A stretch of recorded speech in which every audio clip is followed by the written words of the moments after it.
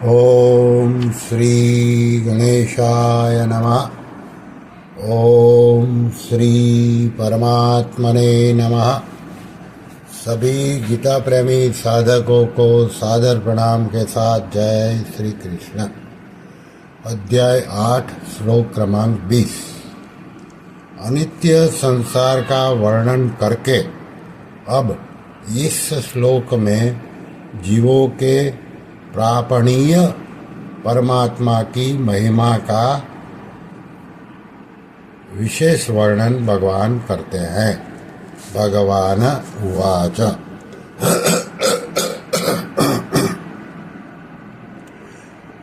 परस्तस्मात्तु भावोऽन्यो व्यक्तो व्यक्ता सनातनः यस्य सर्वेषु भूतेषु नश्यत्सु न विनश्यति।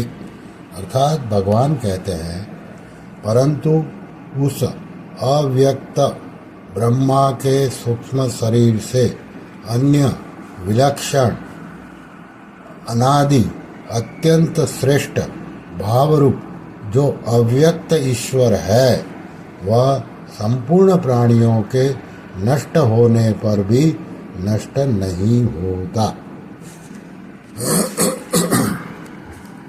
इस श्लोक को परम श्रद्धेय स्वामी रामसुखदास जी महाराज ने अपने ग्रंथ साधक संजीवनी में इस प्रकार समझाया है। परस्तस्मात्तु भावोऽन्यो व्यक्तो व्यक्तात् सनातनः। 16वें से 19वें श्लोक तक ब्रह्मलोक तथा उससे नीचे के लोकों की पुनरावृत्ति कहा गया है, परंतु परमात्मा तत्व उनसे अत्यंत विलक्षण है, यह बताने के लिए यहाँ तू पद आया है। यहाँ अव्यक्तात् पद ब्रह्मा जी के सूक्ष्म शरीर का ही वाचक है, कारण कि इससे पहले 18वें 19वें श्लोकों में सर्ग के आदि में ब्रह्मा जी के सूक्ष्म शरीर से प्राणियों के पैदा होने की और प्रलय में ब्रह्मा जी के सूक्ष्म शरीर में प्राणियों के लीन होने की बात कही गई है। इस श्लोक में आया तस्मात् पद भी ब्रह्मा जी के उस सूक्ष्म शरीर का द्योतक करता है। ऐसा होने पर भी यहाँ ब्रह्मा जी के सूक्ष्म शरीर यानी कि समष्टि मन, बुद्धि और अहंकार से भी पर अर्थात अत्यंत विलक्षण जो भावरूप अव्यक्त कहा गया है, वह ब्रह्मा जी के सूक्ष्म शरीर के साथ साथ ब्रह्मा जी के कारण शरीर यानी कि मूल प्रकृति से भी अत्यंत विलक्षण है। ब्रह्मा जी के सूक्ष्म शरीर पर दो तत्व है, मूल प्रकृति और परमात्मा। यहाँ प्रसंग मूल प्रकृति का नहीं है, प्रत्युत परमात्मा का है। अतः इस श्लोक में परमात्मा को ही पर और श्रेष्ठ कहा गया है, जो संपूर्ण प्राणियों के नष्ट होने पर भी नष्ट नहीं होता। आगे के श्लोक में भी अव्यक्तोक्षर आदि पदों से उस परमात्मा का ही वर्णन आया है। गीता में प्राणियों के अप्रकट होने को अव्यक्त कहा गया है। अध्याय 2 श्लोक 28 में अव्यक्तादिनि भूतानि। ब्रह्मा जी के सूक्ष्म शरीर को भी 8वें श्लोक के 18वें श्लोक में अव्यक्त कहा गया है। प्रकृति को भी 13वें अध्याय के 5वें श्लोक में अव्यक्त कहा गया है। अव्यक्तमेव च आदि आदि। उन सब से परमात्मा का स्वरूप विलक्षण श्रेष्ठ है, चाहे वह स्वरूप व्यक्त हो चाहे अव्यक्त हो। वह भाव रूप है, अर्थात किसी भी काल में उसका अभाव हुआ नहीं, होगा नहीं और हो सकता भी नहीं। कारण कि वह सनातन है, अर्थात वह सदा से है और सदा ही रहेगा, इसलिए वह पर अर्थात सर्वश्रेष्ठ है। उसमें श्रेष्ठ कोई हो ही नहीं सकता और होने की संभावना भी नहीं है। उससे श्रेष्ठ कोई नहीं हो सकता। यह स सर्वेषु भूतेषु नश्यत्सु न विनिश्यति।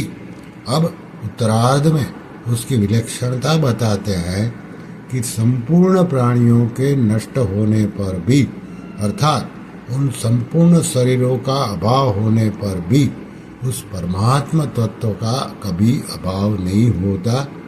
ऐसा वह परमात्मा का अव्यक्त स्वरूप है।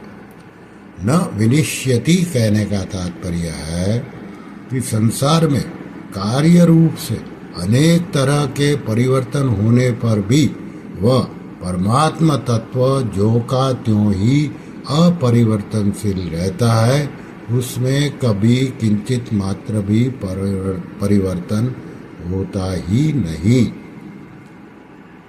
एक अपरिवर्तनशील यानी कि स्थायी तत्व परा है और एक परिवर्तनशील यानी कि अस्थायी तत्व अपरा है।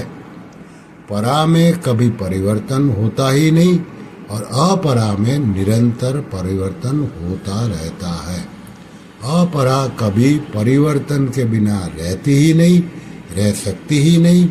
सर्ग और प्रलय में तो परिवर्तन होता रहता है, महासर्ग और महाप्रलय में भी परिवर्तन होता रहता है। अगर परा और अपरा दोनों ही तत्व परिवर्तनशील हो तो जन्म मरण मिट जाए, अथवा दोनों ही